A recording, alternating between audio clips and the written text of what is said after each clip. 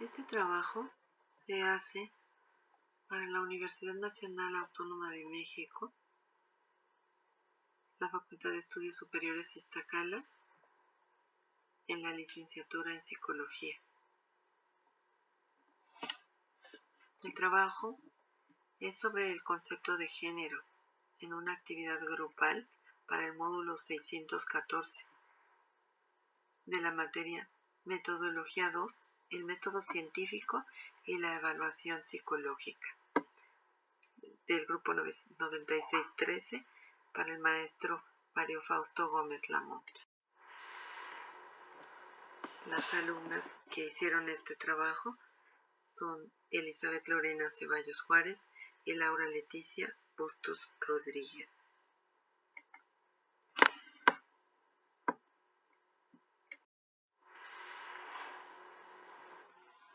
En este trabajo se tratará la definición de género y metodología, el género y conocimiento, género, conocimiento y metodología, entrevistas, y también se hará referencia a la bibliografía utilizada para desarrollar este trabajo.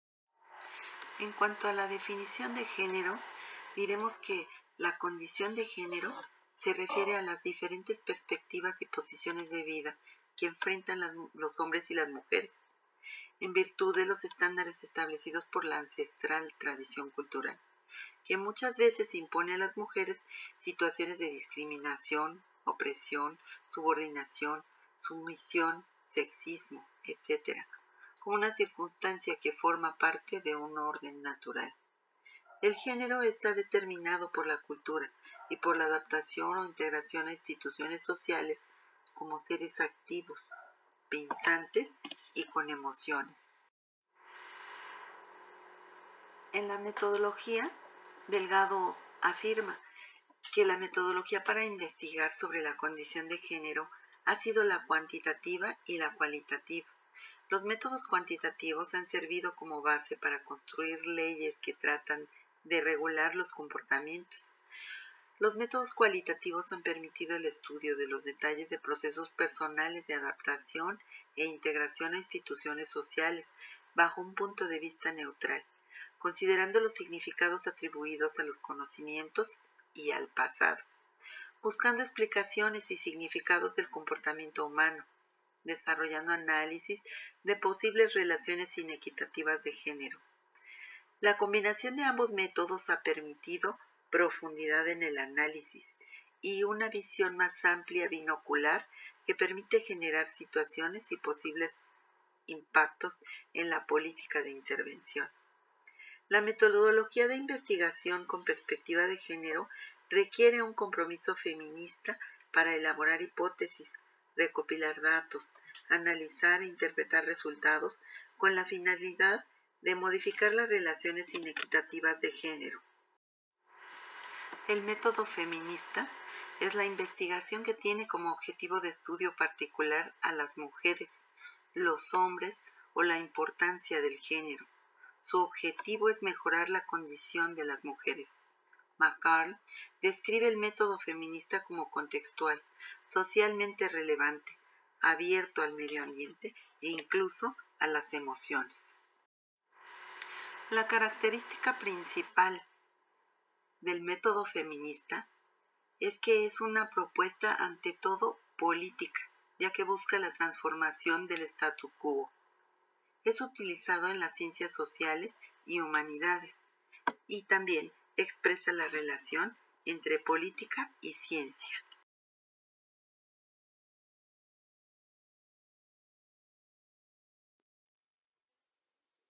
El concepto hacia las mujeres desde hace siglos, según Castellanos 2005, nos muestra como seres inferiores sin derecho a opinar y a estudiar. No pueden desempeñar cargos políticos por falta de su inteligencia. Su único lugar es el hogar. Son tratadas como un objeto sexual. En caso de estudiar, son más encaminadas a las carreras femeninas. Solo pueden desempeñar ciertas actividades y no pueden intervenir en las actividades masculinas y deben decidir entre la familia o el ámbito profesional. Esas exclusiones, restricciones, rechazos y expulsiones en las mujeres en la educación y en su ámbito profesional, social, también se encuentra ligada a la ley federal para prevenir aquí en México la discriminación. Su principal objetivo es promover la igualdad de oportunidades y de trato, y su cuarto artículo tiene definida la conducta discriminatoria como toda distinción, exclusión o restricción que basada en el origen étnico o nacional, sexo, edad, discapacidad, condición social o económica, condiciones de salud, embarazo, lengua, religión, opiniones, preferencias sexuales, estado civil o cualquier otra tenga por efecto impedir o anular el reconocimiento o el ejercicio de los derechos y la igualdad real de oportunidades de las personas. Es decir, por ningún motivo se debe discriminar a nadie, absolutamente a nadie, y mucho menos seguir con esa violencia de género.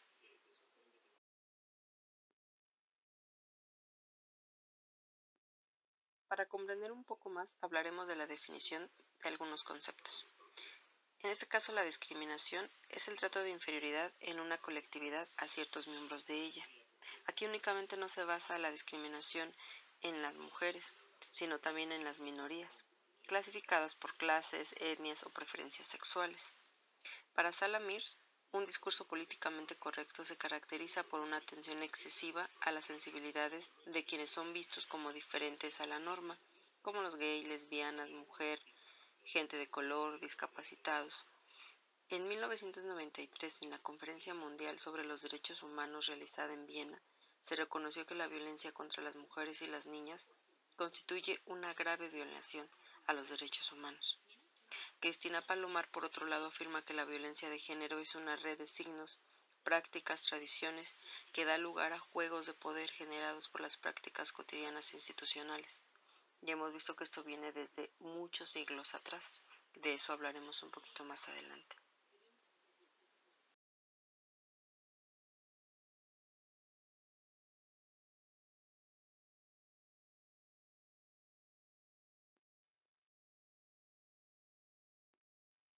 Lawrence Henry Summers, ex asesor economista de la Casa Blanca, en el 2005 afirmó que las mujeres no pueden estar en las universidades porque no quieren y porque no pueden.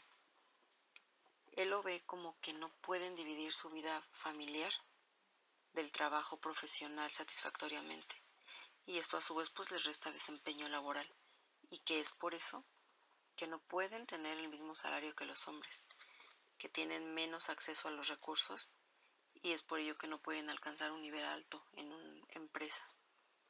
Es por ello que también les excluyen de la toma de decisiones empresariales. Summer también denota diferencias importantes que las alejan de estudiar las ciencias e ingenierías y las acerca a estudiar las carreras que son clasificadas como feministas. Es por ello que tienen menor disponibilidad para cumplir una jornada larga por su vida familiar, porque tienen que decidir entre la vida familiar o la vida laboral, que no pueden tener y desempeñar ambas, porque al final del día, a pesar de que la mujer cumpla una vida profesional, tiene que llegar a casa y desempeñar sus funciones de su vida familiar. No pueden separarlas. Entonces por ello que ahí él denota que simplemente para él la mujer debe de quedarse en su casa, que ahí es su lugar. Seguimos viendo que a pesar de todo, o sea, de ser Estados Unidos una potencia, pues sigue viendo a la mujer de manera inferior.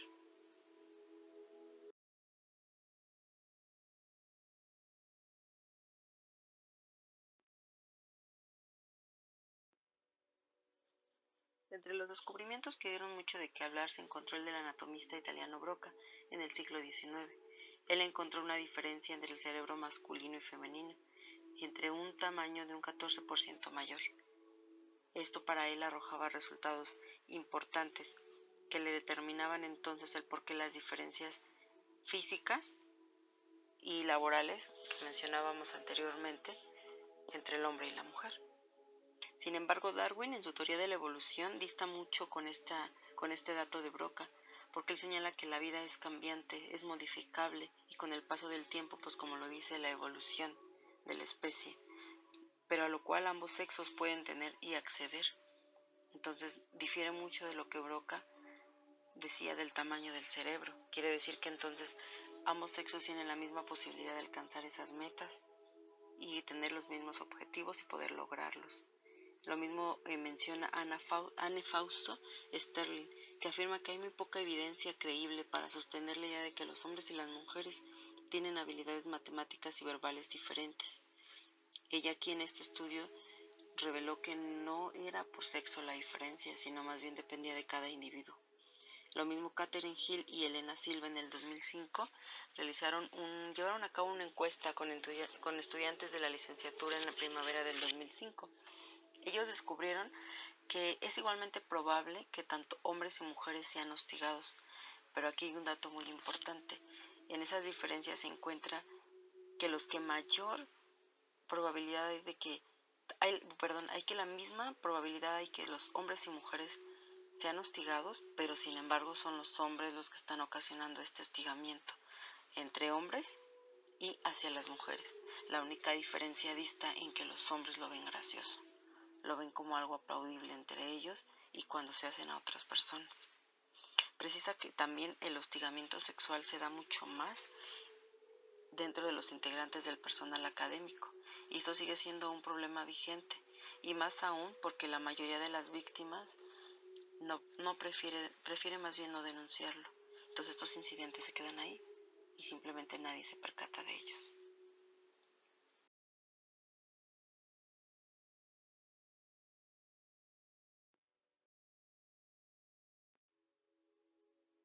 Ahora vamos a hablar del modelo de Continuum Richardson 1997. Este modelo se opone al dimorfismo de la especie, es decir, a las creencias de deficiencias fisiológicas de las mujeres a diferencia de los hombres.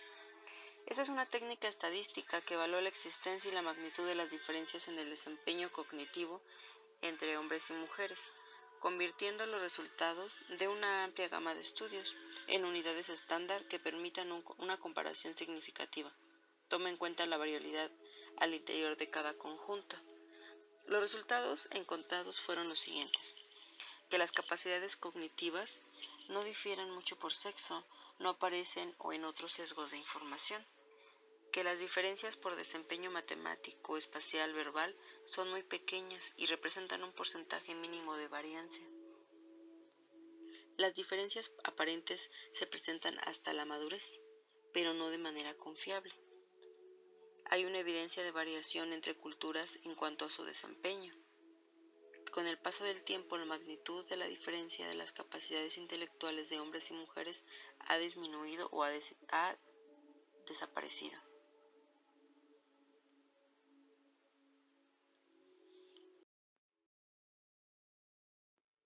Entre los años a los que se está enfrentando la mujer en las universidades, en las escuelas, en las instituciones, se encuentra el hostigamiento, el abuso físico, la agresión sexual, el daño psicológico, las burlas, las exclusiones dentro y fuera de las instituciones, pues eso está teniendo efectos secundarios muy negativos hacia ellas. Entre ellos tenemos la baja autoestima, las malas calificaciones, no cumplir con metas por temor, no denuncian por miedo a las represalias, están teniendo aspiraciones más modestas a la hora de elegir carrera, precisamente por este temor de lo que sus compañeros puedan hacer o decirles. Y pues está creando suicidios a grandes escalas a las mujeres. Y pues sumamente alarmante.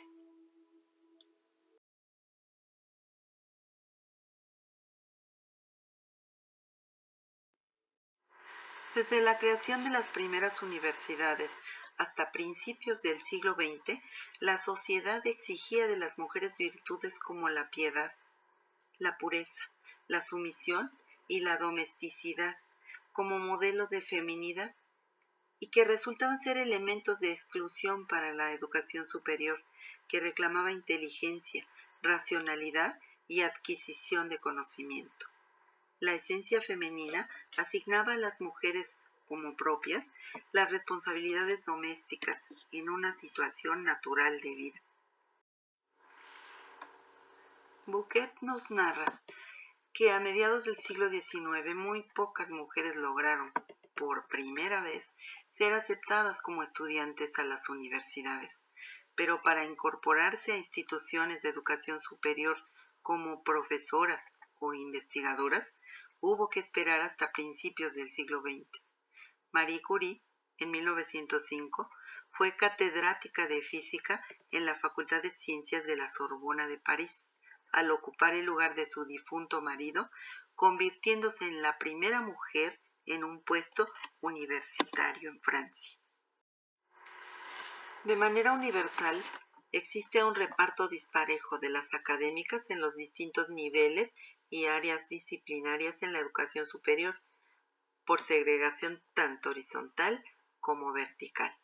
La segregación vertical se refiere a las jerarquías. La segregación horizontal cuantifica la concentración en los sectores o campos de conocimiento, sin evaluación ninguna de las oportunidades. La investigación científica cuenta con baja participación femenina. Proporcionalmente, la participación de mujeres es poco menos de 1/3 del total de investigadores y a nivel doctorado es menor que en licenciatura o maestría. Esto es de acuerdo a las cifras otorgadas por la UNESCO. De acuerdo a la evolución del ingreso del personal académico por sexo, como lo podemos observar en la gráfica, Buquet nos comenta que poco a poco la participación de ambos sexos en el personal académico de la UNAM se ha ido equilibrando. Los nombramientos asignados generan diferencias de estatus, salariales y de contrato. En este punto, la participación de las mujeres como investigadoras y eméritas, nombramientos simbólicos importantes, es de menos de 1/3 de las primeras y menos de 1/5 de las segundas, en relación a sus colegas masculinos. En el nivel más alto de los nombramientos, de tiempo completo, como vemos en la gráfica, la porción de investigadores, indicados con verde los investigadores que son del sexo masculino y con morado las investigadoras, podemos observar que la participación femenina es menor y no se espera que con el tiempo aumente, pues puede haber retrocesos. Buquet nos comenta que la plantilla académica de la UNAM no cuenta con un crecimiento equilibrado de académicas en los distintos nombramientos. Los 2 nombramientos de mayor peso en la vida académica requieren de equidad en su distribución en razón de género, como lo podemos ver en la gráfica, en cuanto a los nombramientos de investigador y de profesor de carrera.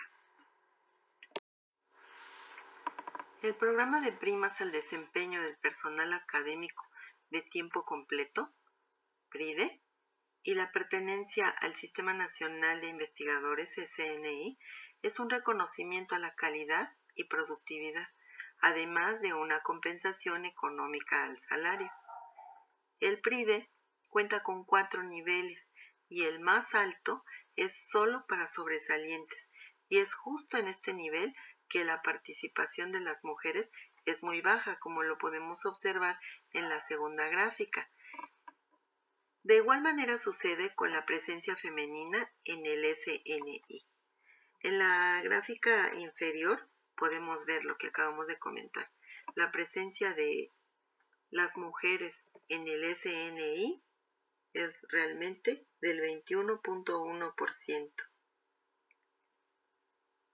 En la gráfica de pastel superior podemos ver la participación masculina como mayoritaria absolutamente, y la de las mujeres es poco menos del 30%.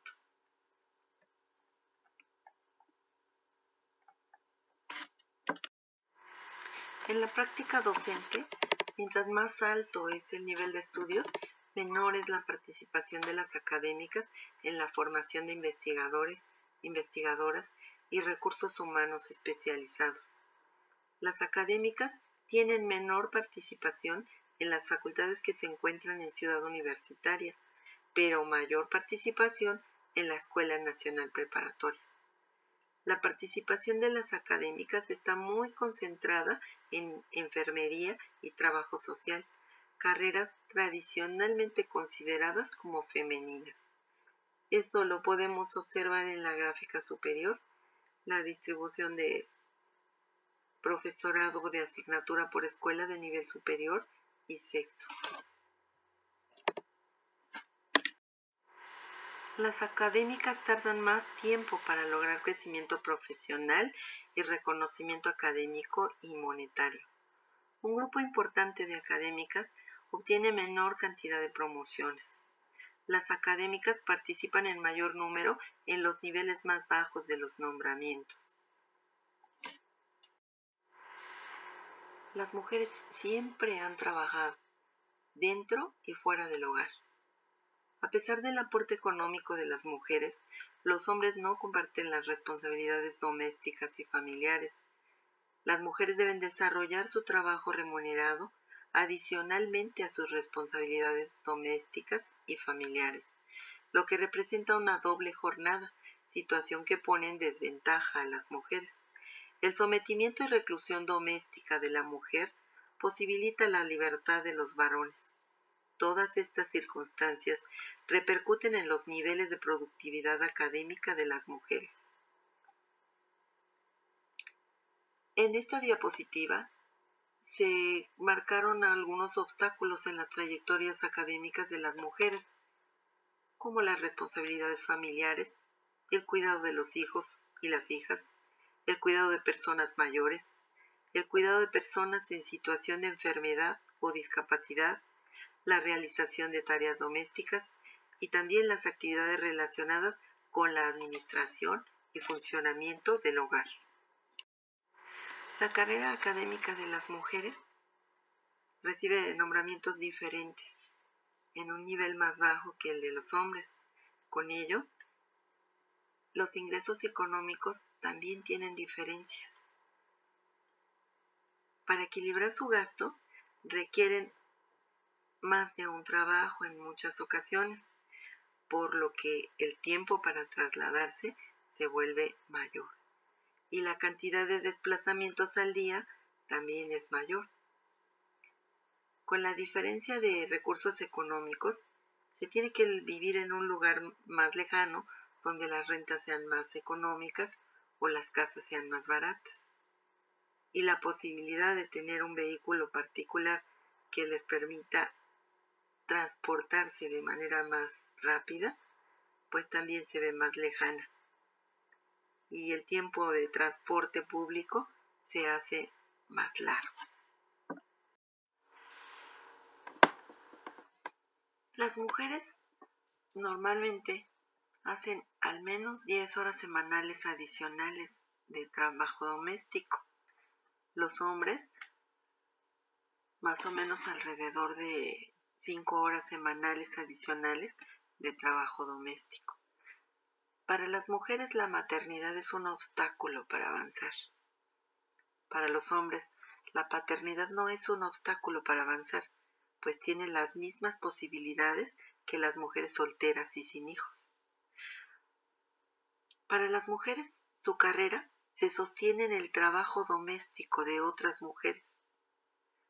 Para los hombres, es muy probable que mujeres representen la solución a las necesidades de trabajo doméstico.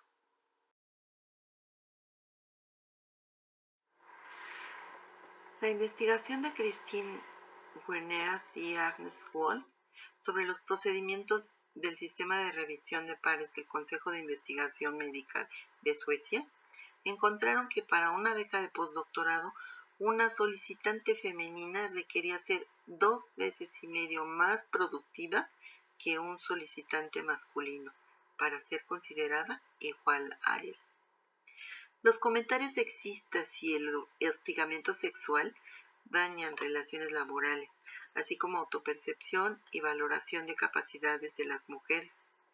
La violencia de género en las universidades es un problema que cruza muchas fronteras: etaria, social, cultural, económica, geográfica y se podría considerar universal. En la UNAM no hay un protocolo o sistema de atención para violencia de género dentro de la universidad. Además, existen comportamientos discriminatorios que afectan el avance de las académicas en la educación superior, considerados normales, como no tomar en cuenta a las mujeres solo por ser mujeres, situaciones de aislamiento, limitar oportunidades de contribución profesional y otros más.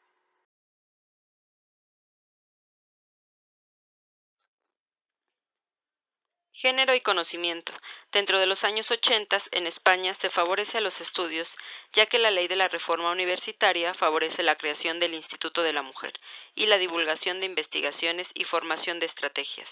En 1983 se realizan actividades a favor de la mujer a través de convocatorias políticas. Varias universidades de carácter nacional e internacional crean líneas de investigación. En 1987 se publica un estudio psicológico llamado Sexo y Género, donde se busca estudiar las diferencias sexuales científicamente. En 1993, la Conferencia Mundial sobre los Derechos Humanos, realizada en Viena, reconoció que la violencia contra las mujeres y las niñas constituye ya una grave violación a los derechos humanos. Pero la educación superior pone gran cuidado al mantener su imagen. En muchos espacios universitarios, la violencia de género forma parte de la cultura institucional y se viene manifestando abiertamente y sin cortapisas desde tiempos remotos. México en el mundo existe un gran mensaje oculto. Mujeres regresen al sitio donde pertenecen.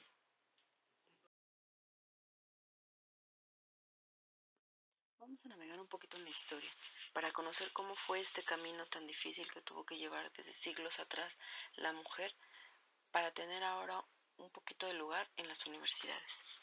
Veamos, en el siglo XII y XIII el sacerdocio estaba completamente vetado para las mujeres. En las universidades, durante 7 siglos se excluía por completo a las mujeres. Igualmente en la Edad Media, pues lo hacían para supuestamente prevenirlas de las tentaciones y que siguieran conservando su pureza. La Real y Pontífica Universidad de México en 1553 no admitía mujeres. Los mulatos, las castas y descendientes de judíos y las mujeres estaban excluidos completamente de las escuelas. Las mujeres pues debían quedarse en sus casas, no podían hablar, no podían ser vistas, no tenían derechos y eran completamente subordinadas a las leyes y mandatos de los hombres. Ellas simplemente eran más que un mueble, peor que un mueble, ¿no?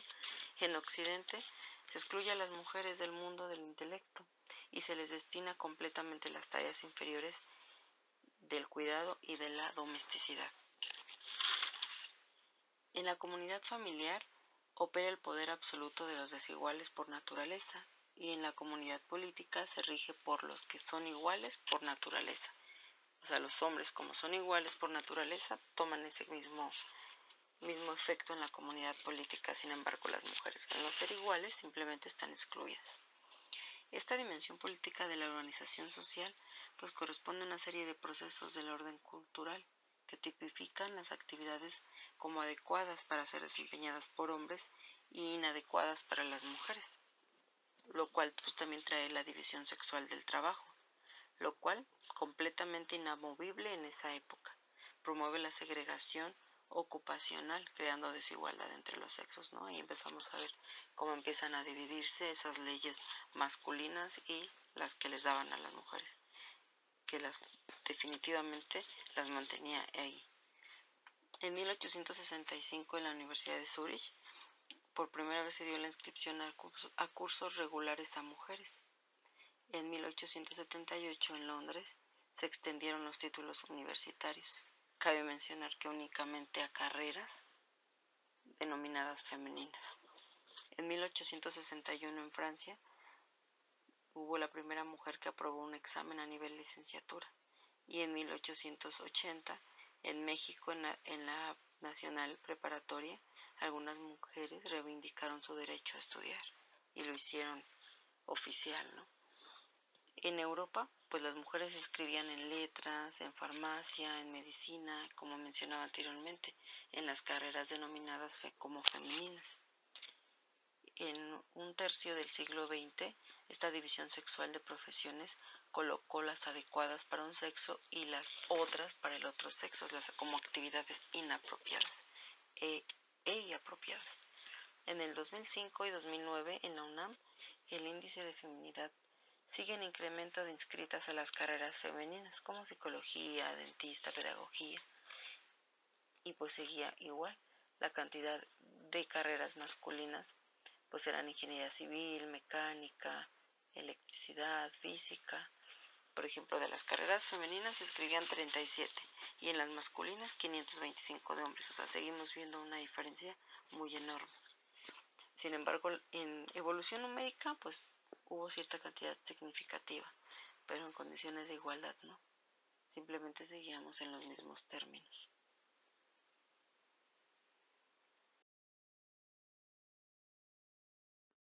Vamos a navegar un poquito en la historia para conocer cómo fue este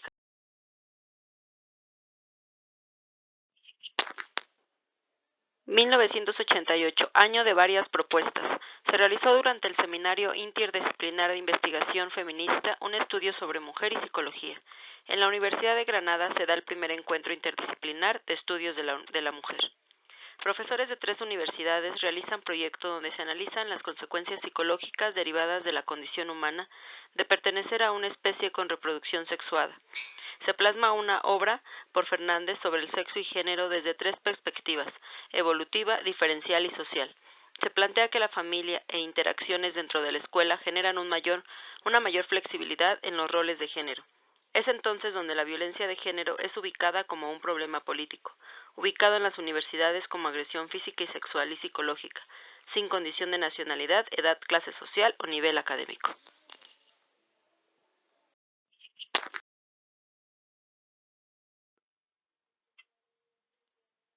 Década de los 90, de 1990 a 1999. Comienza la expansión de los estudios de mujeres y géneros. En la Universidad Autónoma de Madrid, así como en otras universidades, se constituyen los primeros institutos de investigación.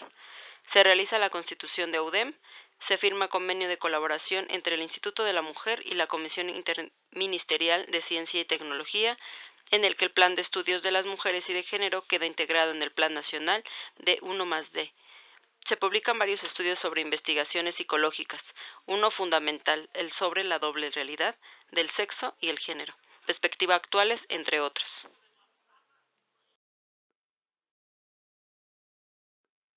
A principios del siglo actual se inicia un interés importante sobre los estudios de mujeres y género, desde un punto de vista psicológico, por lo que las publicaciones en revistas y libros en los que participan diversos profesores de las universidades de Madrid, Barcelona, Valencia, Sevilla, Salamanca y otros participan. Aun cuando se tratan varios temas de género en las investigaciones, los autores coinciden en el que el sexo y el género tienen peso en el psiquismo humano y el paradigma relacional tomado como modelo de análisis. Hubo muchas publicaciones importantes en universidades como Granada, Málaga, Sevilla. También se iniciaron programas oficiales de posgrado sobre estudios de género, identidad, ciudadanía, relaciones de género, género y diversidad. Fernández realizó un estudio de sexo y género desde las perspectivas evolutiva, como procesos biológicos de sexuación, diferencial, estableciendo diferencias intersexuales en habilidades cognitivas, desarrollo motivacional e índices de masculinidad y feminidad. Social, con base en la hipótesis de androginia y roles tipificados de género, socialización familiar e interacción familia-escuela. Barberá y Cala se refieren a la profundización en el significado psicológico del sexo y del género, tomando en cuenta factores biológicos, reasignación sexual y género. Papeles del psicólogo. En su número 88, el año 2004, publicó Género y Psicología, intervenciones psicológicas en violencia de género, que se refiere a la naturalización e invisibilización de la violencia, donde analiza características del agresor y posibilidades de intervención. Morales y Cuadrado, en Psicología General y Aplicada, publican en 2004 sobre la psicología y el acceso de la mujer a la función directiva, que trata sobre prejuicios en el acceso y promoción de mujeres a puestos directivos. El término género surgió por primera vez en el espacio clínico, con el estudio de personas hermafroditas.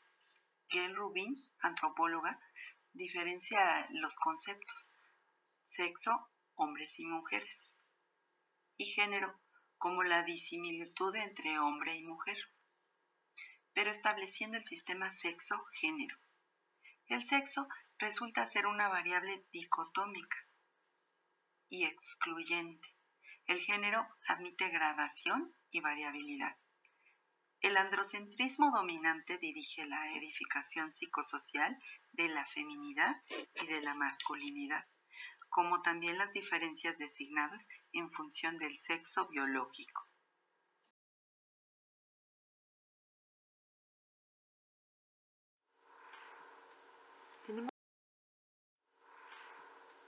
Tenemos como variable un sujeto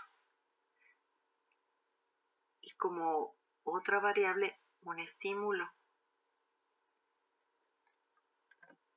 Tenemos también estereotipos de género que pueden ser afectados por esquemas mentales y por prejuicios sociales. Y dependiendo de estas afectaciones también, los estereotipos de género pueden marcar la percepción, la valoración, las expectativas, el autoconcepto, las atribuciones causales y las relaciones interpersonales de ese sujeto.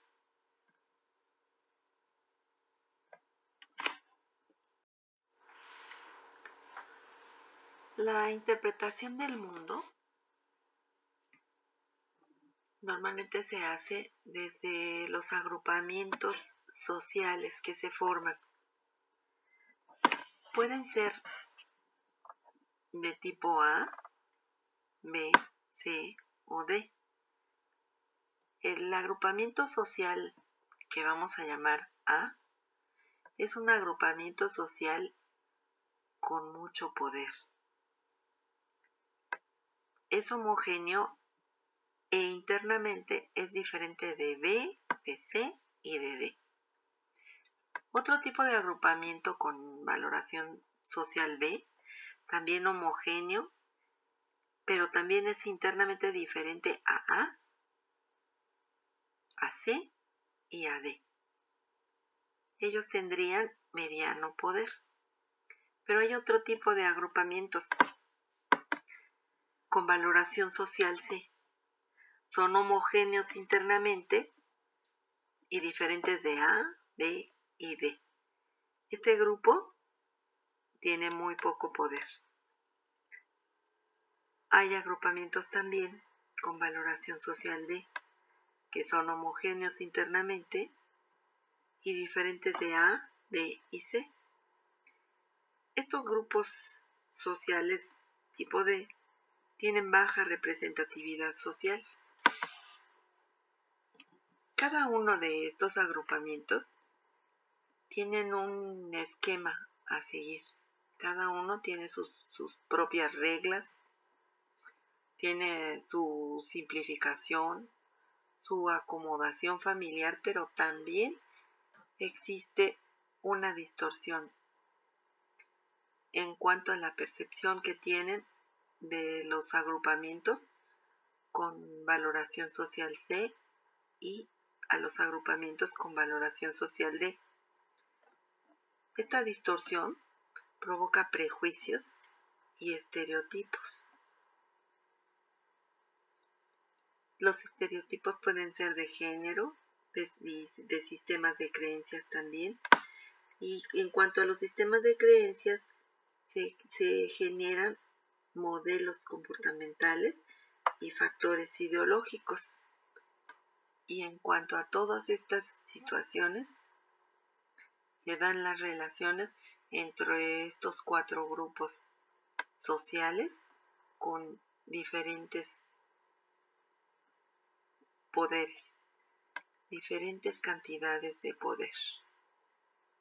Y algunos, los grupos con valoración social C, con escaso poder, y los de valoración social D, con baja representatividad social sufren muchos efectos de los prejuicios y estereotipos, tanto dentro de su mismo grupo social como por parte de los otros grupos que les son completamente ajenos. Los niveles de género que integran la acción de género son sociocultural, que es la ideología de género a través de los estereotipos que ofrecen los medios de comunicación, estructuras familiares y laborales, con base en diferencias entre hombres y mujeres. Interactiva, que son comportamientos específicos en las interacciones sociales. E individual, que es la aceptación de las diferencias de género, adoptando comportamientos y actitudes de acuerdo a las exigencias sociales.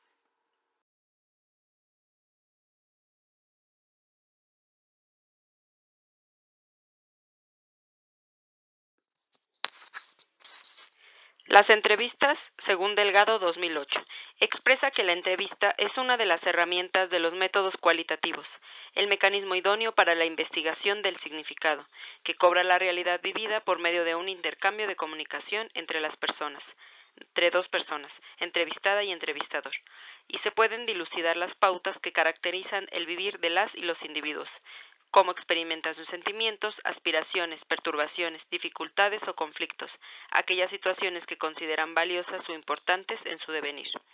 De la diversidad de entrevistas, la más recomendable para las investigaciones con perspectiva de género y las feministas es la entrevista no estructurada, libre, abierta o, como la nombró Nahom, entrevista profunda, porque a través de ella es factible nombrar aquello que posiblemente no se considere poseer o conocer.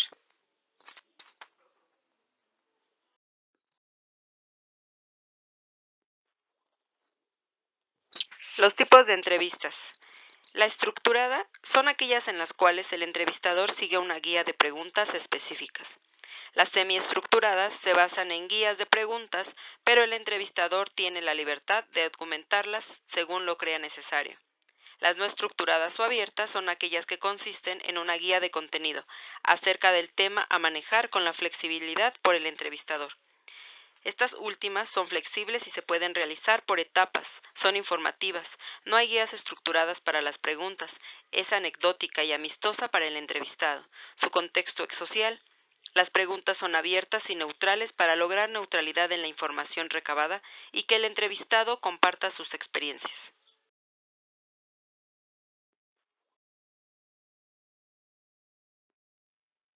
Tipos de preguntas en las entrevistas según Grinnell, Williams y Unruh, 2009. Preguntas generales. Parten de planteamientos globales para dirigirse al tema que interesa. Por ejemplo, ¿qué concepto tiene acerca de la violencia de género? Preguntas para ejemplificar. Sirven como disparadores para obtener información más profunda. Ejemplo, ¿la violencia de género es más concurrente en el hogar?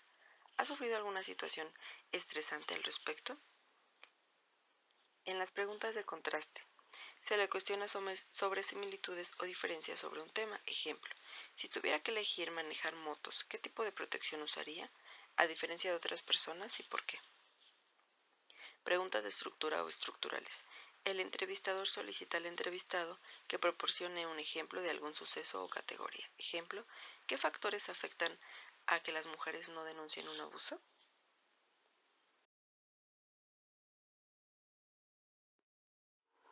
Para este trabajo contamos con el respaldo de la bibliografía que tenemos anotado al final de nuestro trabajo, como fueron Perspectiva de Género en la Psicología Académica Española, de Barberá y Cala, Intrusas en la Universidad, los 2 primeros capítulos de Buquet, Cooper, Mingo y Moreno, de la metodología de la investigación, la visión de los pares, de Delgado, Mujer y Ciencia, la situación de las mujeres investigadoras en el Sistema Español de Ciencia y Tecnología, de FECIT, el Compendio Mundial de la Educación 2010, comparación de las estadísticas de educación en el mundo, de la UNESCO, y la metodología de la investigación de Hernández, Fernández y Baptista.